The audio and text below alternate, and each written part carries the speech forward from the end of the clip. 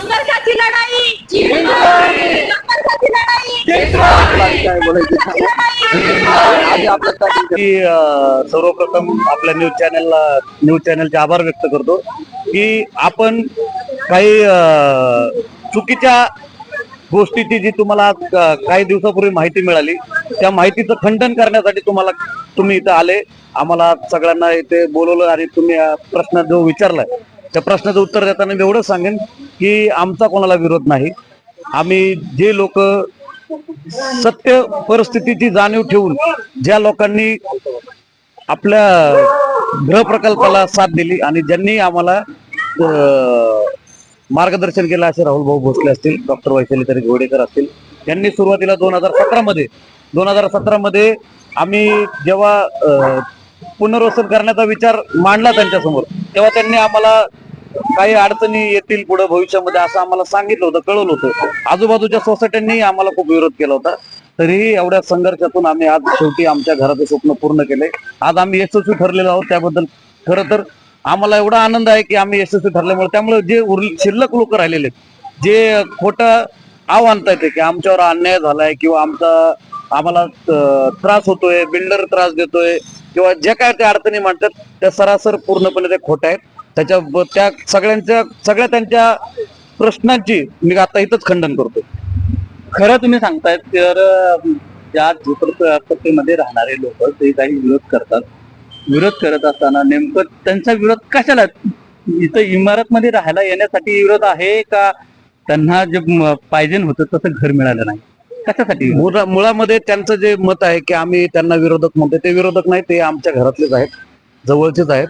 आणि त्यांना तुमच्या माध्यमातून मी त्यांनाही विनंती करेल की ज्या झोपडपट्टीमध्ये आपण त्या घाणीच्या साम्राज्यामध्ये आपण एवढे दिवस काढले त्याच्यातून बाहेर निघण्याचा प्रयत्न त्यांनीही करावा.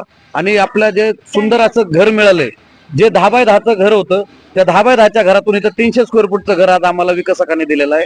आणि त्या 300 स्क्वेअर फूटच्या घराचं जे स्वप्न जे पूर्ण होऊ शकत नाही ते पूर्ण सत्यात आलेलं आहे.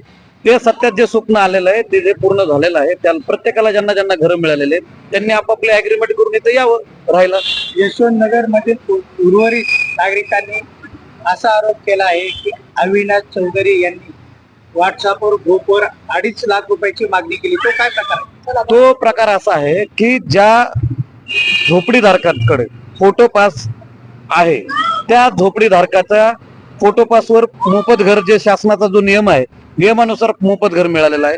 व ज्यांच्याकडे फोटो पास उपलब्ध नाही किंवा ज्यांच्याकडे फोटो पास नाही ते 2002च्या नंतरचे सालीचे जे नियमावलीनुसार त्यांना सशुल्क भरणा करूनच घर त्यांना मिळतं असा जो नियम आहे त्या नियमानुसार ज्या झोपडीधारकांना ते घर 2.5 लाख रुपये भरण्याची वेळ आली ते प्रत्येकाने आपापले 2.5 लाख रुपये भरलेले आहेत. इतर जे आता विरोध करून थांबलेले आहेत त्यांनी 2.5 लाख रुपये न भरल्यामुळे ते इथे येत नाहीत. आमची त्यांना विनंती 2.5 लाख रुपये भरा आणि लवकरात लवकर आपलं घर ताब्यात घ्या आणि तिथं तुमचं जीवनमान सुधरवा.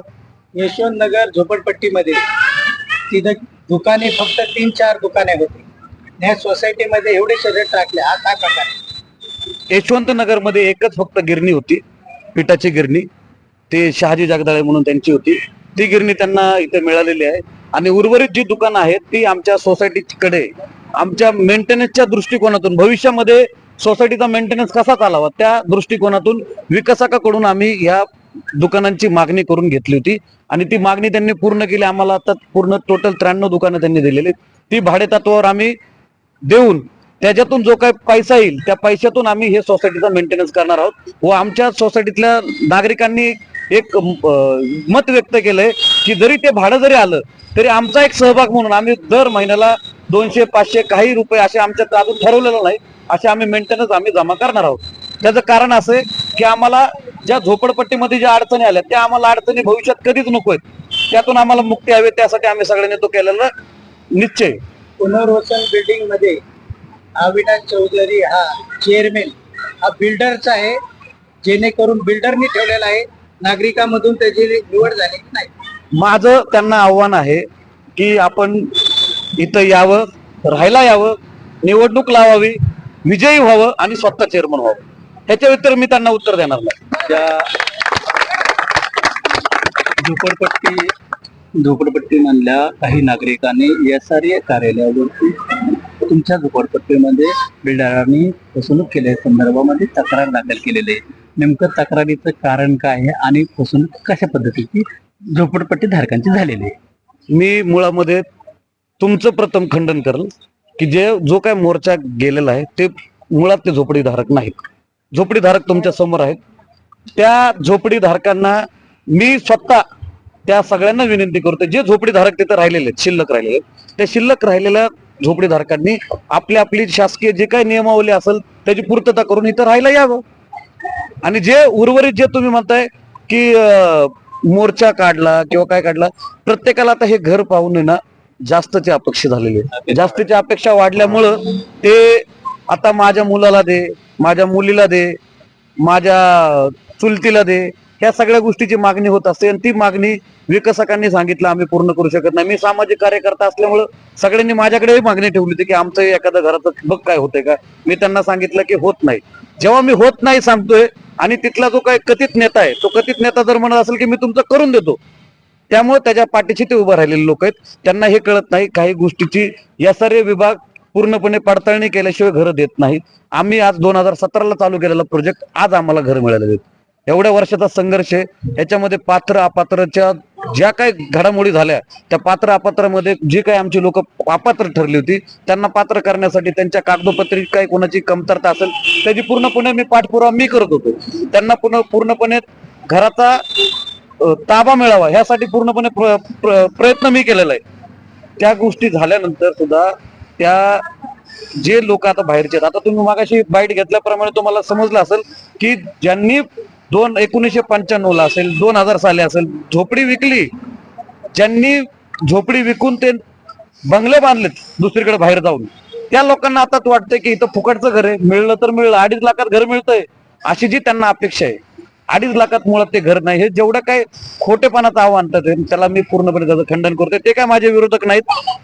मी त्यांच्या पाठीशी आधी काली उभा होतो, आधी आणि उद्याही राहणार आहे. पण त्यांना माझी विनंती आहे, तुम्ही ज्या काही गोष्टीचा आव्हान आणताय, तुम्ही स्वतःचं नुकसान स्वतः करून घेताय. तुमचं नुकसान करण्यामागे कोणी नाही. SRA विभाग आहे ना, विकसक आहे ना, मी स्वतः आहे. 2017चा जो सर्वे झाला होता तुमच्या झोपडपट्टीमध्ये, त्या सर्वेच्या नुसाराने जे झोपड्या होत्या त्या झोपड्या तुम्हाला आता मिळालेल्या आहेत का? 2017च्या सर्वेनुसार ज्या काही झोपड्यांचं सर्वेक्षण झालं होतं SRA विभागामार्फत, त्या झोपडी धारकांना सर्वांना घरं मिळालेले आहेत. आज एक 25-50 लोक अपात्र आहेत. ती पात्र करण्याची माझी पूर्ण धडपड चालू आहे. मी माझा पाठपुरावा चालू आहे. तेही लवकरात लवकर ते पात्र होतील असं SRA विभागाने आम्हाला आश्वासन दिलेलं आहे. यशवंतनगर झोपडपट्टीमधील नागरिक असं म्हणतात की तिथं नोटिसा लावतात, बुलडोझर लावणार, घर तोडणार, अशी दादागिरी त्या बिल्डरच्या. मी तुम्हाला चालू आहे.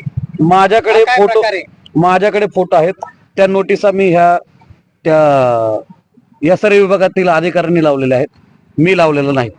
मी फक्त त्यांना कुठे लावाव्या नोटिसा त्या सांगण्यासाठी झोपडपट्टीतल्या फक्त जागा कुठे असावी ते दर्शवण्यासाठी मी तिथे गेलो होतो. तुम्ही याच इमारतीचे चेअरमन आहेत. यशवंतनगरच्या सगळ्या लाभार्थ्यांसाठी घर मिळावं, जे कोणी तक्रारी करत असेल त्यांच्या तक्रारीचं निवारण करण्यासाठी तुम्ही स्वतः SRAच्या कार्यालयात जाऊन त्याचे पाठपुरावा करण्यासाठी तुम्ही जाणार आहात का? मी या भूतकाळात देखील मी सतत या पाठपुराव्यासाठी SRA विभागाला भेट दिलेली. आज आम्ही आजच्या तारखेला SRA विभागाला आम्ही सगळे लोक जाणार होतो, परंतु आचारसंहिता असल्या कारणाने ते जाणं आमचं शक्य झालं नाही, ते रद्द झालं. आणि पुढेही भविष्यामध्ये जे काही लोक अपात्र असतील, माझा सुरुवातीपासून मी सर्वांना शब्द दिला होता, मी कोणाचंही नुकसान होऊ देणार नाही. मी सतत तुमच्यासाठी झगडत राहील आणि शेवटच्या माणसापर्यंत. तो माझा विरोधक आहे का माझा सोबतचा आहे ते वादविवाद वेगळे आहेत. प्रत्येकाच्या घराचं स्वप्न पूर्ण करण्यासाठी मी जो काही आज प्रयत्न करतोय तो पूर्ण प्रयत्न सातत्याने पूर्ण करून यशस्वी करणार. आज जेवढे काही आमचे लोक इथं राहायला आलेले त्याच्यामध्ये ऑलरेडी आम्ही यशस्वी झालेलो तर, परंतु त्यात सुद्धा मला असं वाटतं की काही लोक जे राहिले त्यांना आपल्याला घर देण्यासाठी त्यांनी किती विरोध केला, त्यांनी किती खोटा मांडला तरी पण त्यांना आपल्याला मदत करायची. ठीक आहे, थँक्यू.